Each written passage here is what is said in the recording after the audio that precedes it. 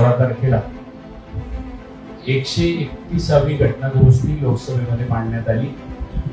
आणि त्या घटना दुरुस्तीमध्ये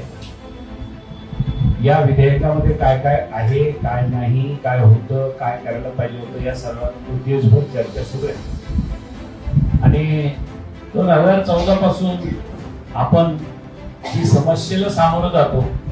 तिला बाजूला जाऊन दुसरीकडे कुठेतरी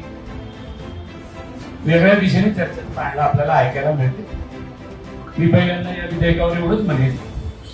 की खऱ्या अर्थाने हे विधेयक जर महिलांच्या आरक्षणाचं होतं तर लिमिटेशन मध्ये का घातलं आणि 2023 ला जर महिला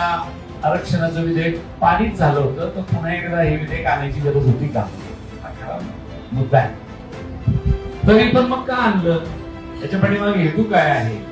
याचा जर सारासार विचार केला तर विधेयक काय आहे तर पहिल्यांदा लोकसंख्या कशी ठरवायची, दुसरं जागेचं अलोकेशन कसं करायचंय, मतदारसंघाचं डिलिमिटेशन रचना कशी करायची आहे आणि मग हे सगळं करून नंतर महिलांना 33% आरक्षण द्यायचं. मग सरळ मार्गी 2023 ला जर आरक्षण देण्याचं कबूल केलं होतं तर पुन्हा एकदा या सगळ्यांचा गुंता करून 131वी घटना दुरुस्ती त्याच्यासाठी विशेष अधिवेशन 16, 17, 18 एप्रिल रोजी बोलवण्याचं कारण काय.